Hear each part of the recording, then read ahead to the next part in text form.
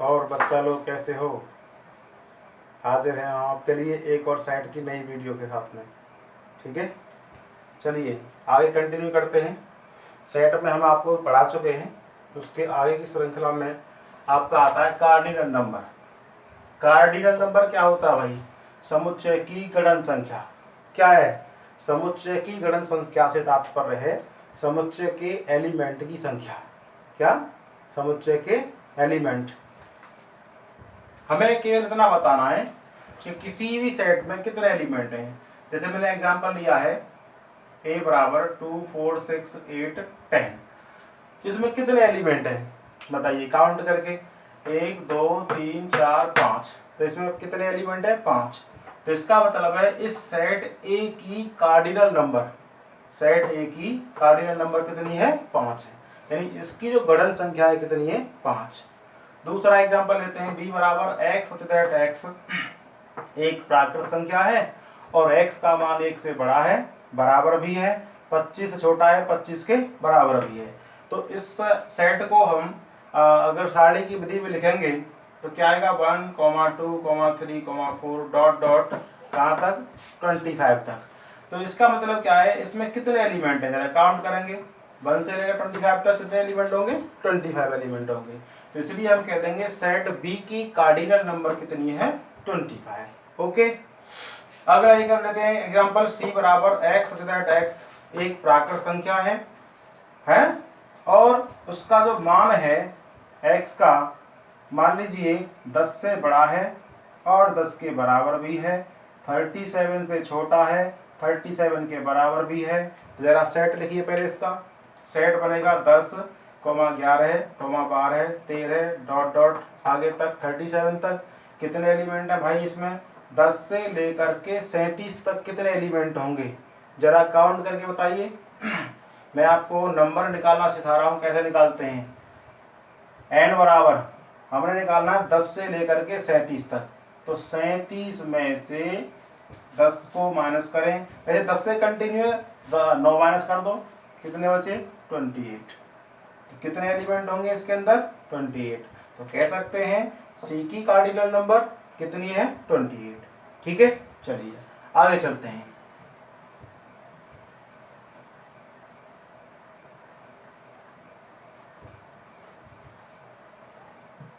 अगला पॉइंट है हमारा समान समुच्चय।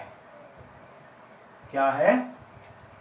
समान समुच्चय।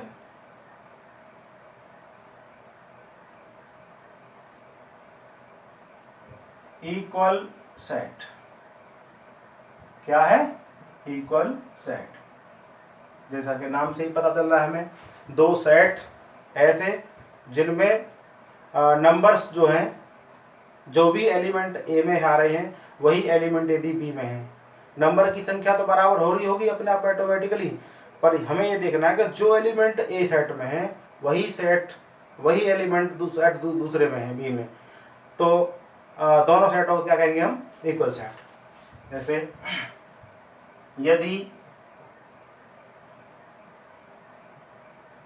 समुच्चय ए तथा बी इस प्रकार हैं कि ए के अवयव बी में तथा बी के अवयव ए में हैं, और सभी अवयव होना चाहिए ए के सारे एलिमेंट बी में और बी के सारे एलिमेंट ए में। तो दोनों सेट कैसे जाएंगे भाई? तो ए बराबर बी, यानी ए और बी दोनों कैसे होंगे? इक्वल सेट होंगे। एग्जांपल ले लेते हैं एक। ए बराबर पी क्यू आर। एक सेट ए है जिसमें पी क्यू आर एलिमेंट है, एक सेट बी है जिसमें क्यू पी आर एलिमेंट है। क्या आपको दिखाई दे रहा है? जो एलिमेंट ए में आ रहे हैं क्या वो बी में आ रहे हैं?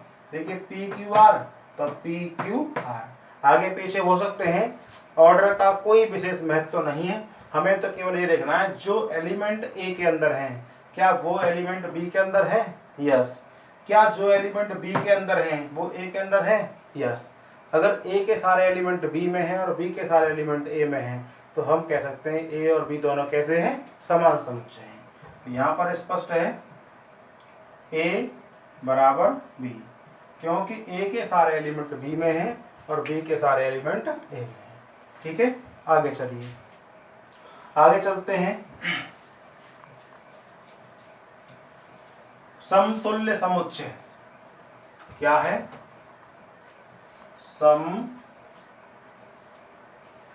समतुल्य समुच्चय, इक्विवेलेंट सेट। इसका मतलब है इक्विवेलेंट है, इक्वल नहीं। क्या डिफरेंट है दोनों में? डिफरेंट दोनों में ये है कि ए के अंदर एलिमेंट की संख्या और बी के अंदर एलिमेंट की संख्या तो बराबर है, लेकिन ये जरूरी नहीं है कि ए के सारे एलिमेंट बी में है और बी के सारे एलिमेंट ए में है। क्या देखना है हमें? दोनों की कार्डिनल नंबर सेम होने चाहिए, दोनों समुच्चयों की गणन संख्या बराबर होनी चाहिए, यानी दोनों के अंदर एलिमेंट की संख्या बराबर होनी चाहिए। अगर दोनों के अंदर एलिमेंट बराबर हैं तो दोनों सेट कैसे होंगे? इक्विवेलेंट सेट होंगे। यदि नंबर ऑफ ए यानी ए की कार्डिनल नंबर बराबर नंबर ऑफ बी है तो ए तथा बी समतुल्य समुच्चय कहलाएंगे। समतुल्य समुच्चय कहलाते हैं। जैसे ए बराबर ए ई आई ओ यू, बी बराबर 1 2 3 4 5। भाई कितने एलिमेंट है ए के अंदर? 5।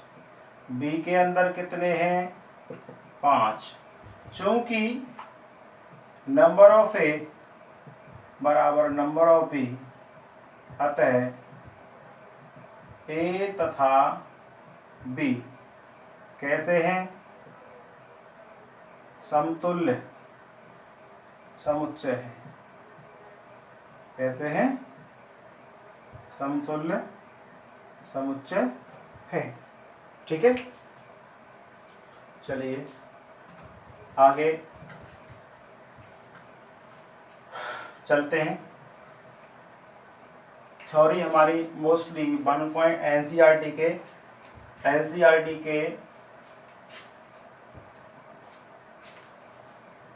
1.1 एंड 1.2 एक्सरसाइज की थ्योरी का लगभग कंप्लीट हो चुकी है।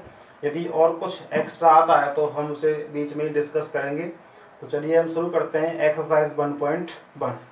ठीक है, मेरे पास एनसीईआरटी की बुक है, मैं एनसीईआरटी की बुक से एक्सरसाइज 1.1 स्टार्ट करता हूं और 1 बाय 1 क्वेश्चंस लेके चलेंगे, आपको पूरा कवर करवाएंगे A to Z। ठीक है, जब भी आप पढ़ा करें तो कॉपी पेन साथ लेकर के बैठा करें ताकि सारी चीज़ें नोट कर सकें। जो भी मैं पढ़ा रहा हूँ आपको कंटेंट आपको पूरा मिल सके, ताकि उसको आपको उसका पूरा बेनिफिट हो। ठीक है ना, चलिए देखते हैं एक्सरसाइज 1.1 एनसीईआरटी की एक्सरसाइज है 1.1। क्या है भाई? इसका क्वेश्चन नंबर 1 है। अगर आपके पास बुक है तो खोल करके बैठिए, किताब करो। ठीक है, क्या है पहला क्वेश्चन? पहला क्वेश्चन है निम्नलिखित में से कौन से समुच्चय हैं और अपने उत्तर का औचित्य बताइए। यानी ये पूछ रहा है, इसने कुछ सेट दिए हैं और उन सेटों में बताना है कि कौन सेट है और कौन सेट नहीं है। ठीक है, और अपना उत्तर आपको बताना है, उत्तर बता करके उसकी वजह ही बतानी है कि ये ऐसा क्यों है, समुच्चय है तो क्यों है, और नहीं है तो क्यों नहीं है। ठीक है, जैसा कि मैं आपको बता चुका हूँ, एक बार फिर रिमाइंड कर रहा हूँ मैं आपको। सेट क्या होता है? Set is the collection of well defined object. समुच्चय वस्तुओं का सुपरिभाषित समुच्चय होता है ना। ऐसा नहीं कि मेरे अकॉर्डिंग कुछ हो, तुम्हारे अकॉर्डिंग कुछ हो, that's are not well defined. वो चीज़ वेल डिफाइंड नहीं है। वेल डिफाइंड होने के लिए जरूरी है कि मेरे अकॉर्डिंग जो कुछ है वो आपके अकॉर्डिंग भी होना चाहिए, और तीसरे आदमी के अकॉर्डिंग भी होना चाहिए। यानी सबके अनुसार यदि कोई डिफाइन की गई है बात, तो सबके अनुसार वो एक बात होनी चाहिए। ठीक है ना। अगर सबके अनुसार एक ही बात निकल के आती है तो वो बात वेल डिफाइंड है। अगर सबके अनुसार वो बात एक नहीं है, सबका मत एक नहीं आ रहा है, तो इसका मतलब वो बात वेल डिफाइंड नहीं है। ठीक है, चलिए पहला क्वेश्चन है इसका। पहले क्वेश्चन का फर्स्ट पार्ट है, जे से प्रारंभ होने वाले वर्ष के सभी महीनों का संग्रह। बताइए क्या ये सेट है? जे से प्रारंभ होने वाले सभी महीनों का संग्रह। तो भाई मेरे अकॉर्डिंग क्या है? जे से प्रारंभ होने वाले महीने जनवरी होता है ना। फरवरी, मार्च, अप्रैल, मई, जून, एक जून होता है, और जुलाई होता है। और कोई है भाई? अगस्त, सितंबर, अक्टूबर, नवंबर, दिसंबर है कोई? कोई नहीं है। जनवरी है, जून है और जुलाई है। क्या और कोई चौथा महीना है आपके अकॉर्डिंग? बताइए। है जी, जनवरी, जून और जुलाई के अतिरिक्त कोई और चौथा महीना है? मेरे अकॉर्डिंग ये तीन होते हैं। क्या तुम्हारे अकॉर्डिंग कुछ अलग है? सबके अकॉर्डिंग यही आएंगे तीन महीने, है कि नहीं? ये बात वेल डिफाइंड है, इसका एक सेट बन जाएगा। इसलिए हम कह सकते हैं ये क्या है? सेट है।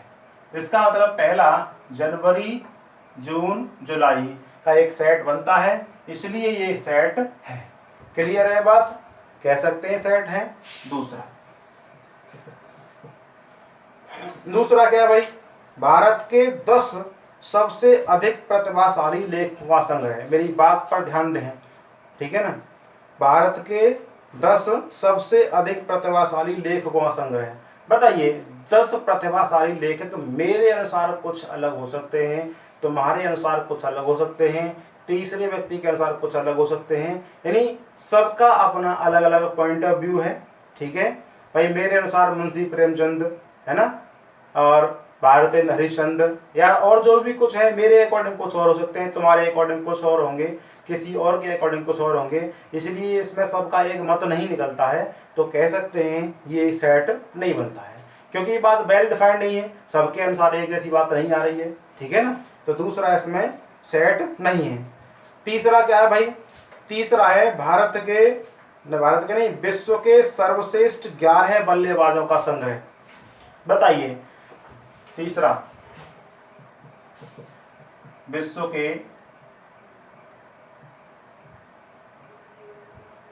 के सर्वश्रेष्ठ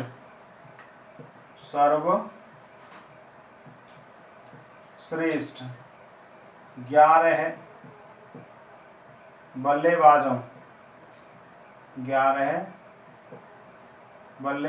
का संग्रह। बताइए भाई, 11 बल्लेबाज सर्वश्रेष्ठ। मेरे अकॉर्डिंग हो सकता है कुछ अलग हो, तुम्हारे अकॉर्डिंग कुछ अलग हो, सबका अपना अपना पॉइंट ऑफ व्यू है। किसी को रिकी पॉन्टिंग अच्छा लगता था, किसी को विराट कोहली अच्छा लगता है, किसी को MS धोनी अच्छा लगता है, किसी को सचिन तेंदुलकर अच्छा लगता है, किसी को और थर्ड बल्लेबाज अच्छा लगता है। तो सबके लिए अपना अलग अलग पॉइंट ऑफ व्यू है। यानी अगर मैं लिस्ट बनाने लगूंगा तो क्या जरूरी है कि मेरी ऐसी लिस्ट सबकी आएगी? इसका मतलब बात वेल डिफाइंड नहीं है, इसलिए ये कोई सेट नहीं बनता है, क्योंकि ये वेल डिफाइंड नहीं है। ये बात नॉट वेल डिफाइंड है, यानी सबके अनुसार एक जैसी बात निकल के नहीं आएगी, इसलिए ये सेट नहीं बनता है भाई मेरे। ठीक है। फोर्थ क्या है?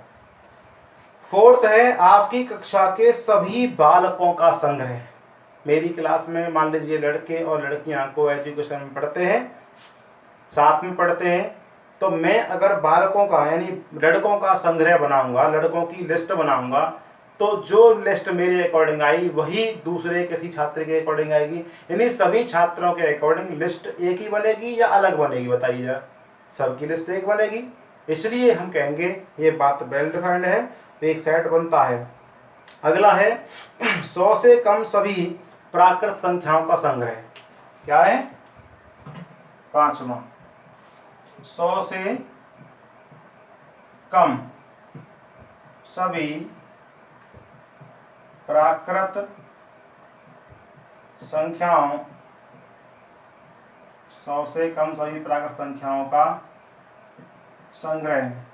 भाई 100 से कम सभी प्राकृतिक नंबर कौन कौन से होंगे? 1 होगा, 2 होगा, 3 होगा, 4 होगा, डॉट डॉट 100 से कम 99 होगा।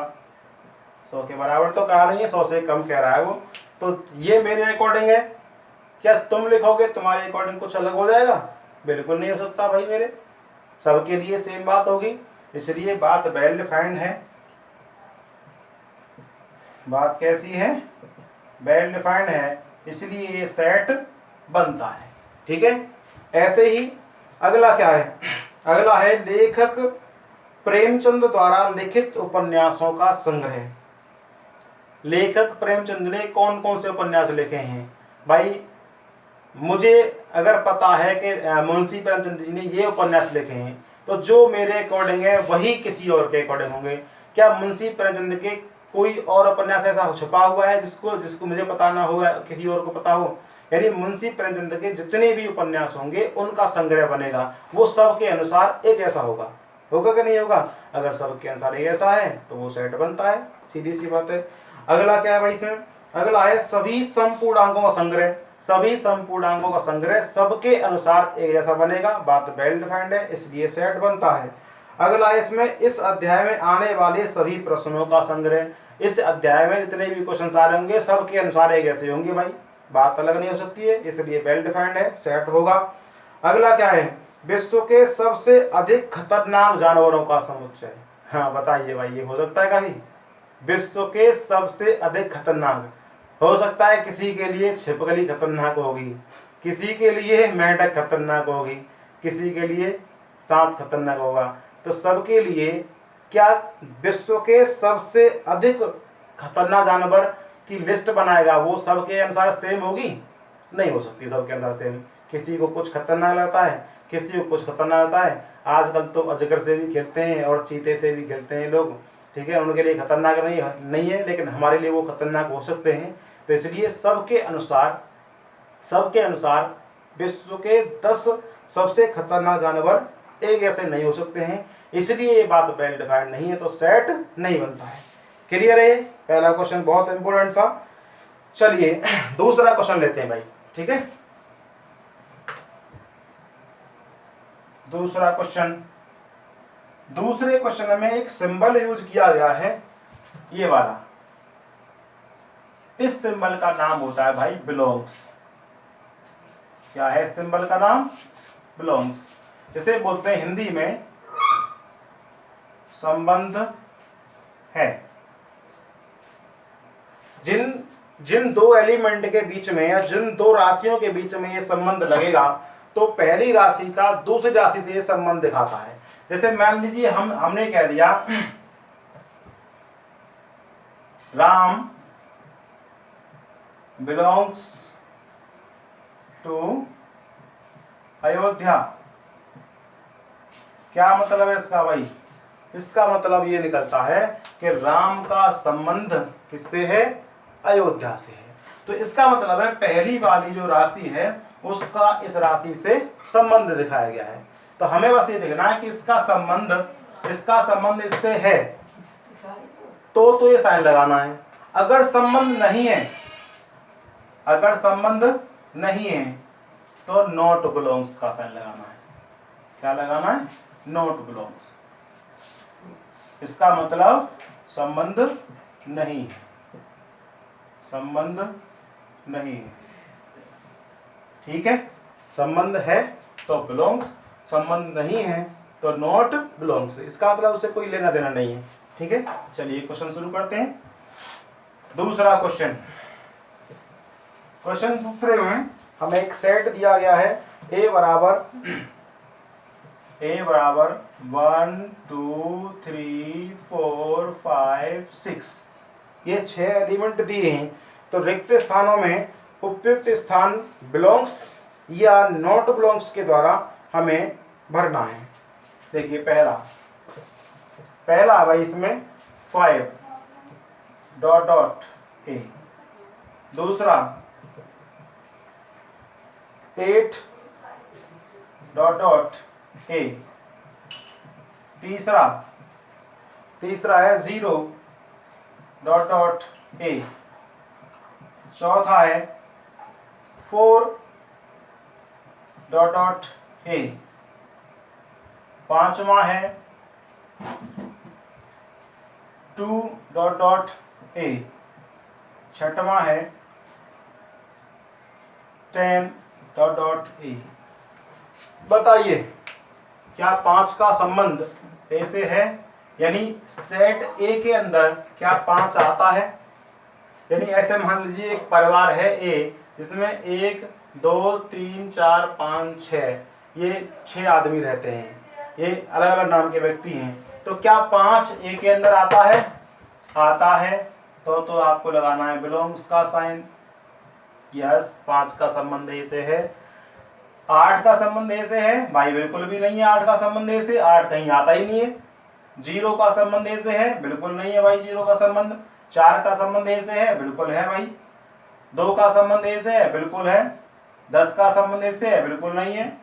ठीक है, क्लियर है बात। अगला क्वेश्चन क्या है भाई? Question number 3। क्वेश्चन नंबर 3 है हमारा, निम्नलिखित समुच्चयों को रोस्टर विधि के रूप में लिखिए। रोस्टर क्या होता है? रोस्टर टेबुलर विधि का, टेबुलर मेथड का दूसरा नाम है।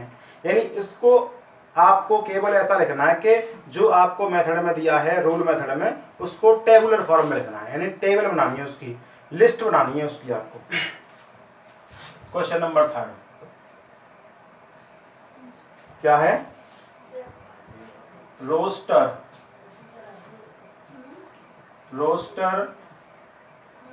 रूप में लिखिए। रोस्टर रूप में लिखिए, यानी कि सारणी विधि में लिखना है। पहला क्वेश्चन क्या है इसका? बड़ा इंपॉर्टेंट सवाल है। पहला क्वेश्चन है ए बराबर x such that x एक पूर्णांक है, एक पूर्णांक है, ठीक है। और x का जो मान है, और x का मान 3 से बड़ा है,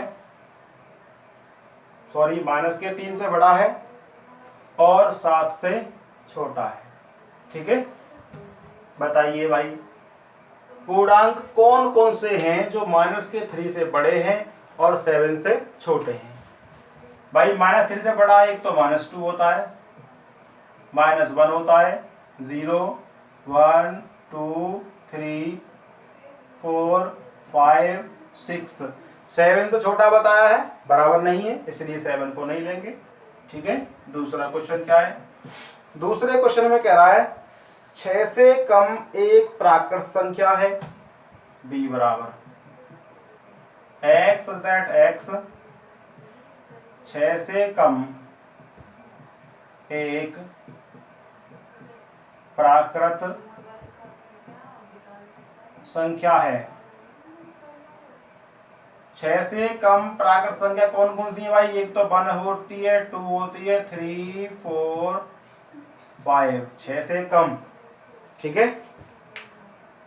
चलिए थोड़ा इंक डाल लेते हैं भाई। आगे कह रहा है ये अगले क्वेश्चन में x such that x 2 अंकों की प्राकृत संख्या है जिसके अंकों का जोड़ 8 है।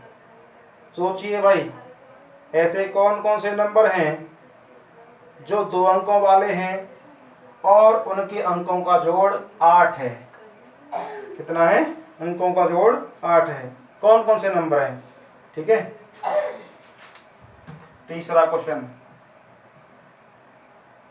सी बराबर, क्वेश्चन है हमारा एक्स तथा एक्स दो अंकों वाली संख्या है, दो अंकों वाली संख्या है जिसके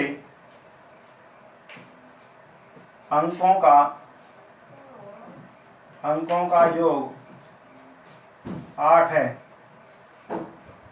बताइए भाई कौन कौन से नंबर है जिनके अंकों का योग 8 है। दो अंकों की बात कर रहा है वो, शुरुआत 10 से करेंगे, 10 अंकों का जोड़ 1, 11 अंकों का जोड़ 2, 12, ऐसे कर सकते जाएंगे हम। तो 17 नंबर है जिसमें 1 और 7 का जोड़ 8 होगा। सबसे छोटा नंबर है दो अंकों वाला जिसके अंकों का जोड़ कितना है, 8 है। तो एक नंबर आ गया आपका 17, 17, 1 और 7 8। और बताओ भाई कौन से, एक 26 है, 2 और 6 8। और बताओ एक है 35, 3 और 5 8। उसके बाद में एक नंबर है 44, 4 और 4 8। उसके बाद 53, 5 और 3 8। 62, 6 और 2 8। 71, 7 और 1 8, 8 0, 8 और 0 8। ठीक है। और उसके बाद ऐसा कोई नंबर नहीं है जिसके अंकों का जोड़ 8 आता हो। ठीक है।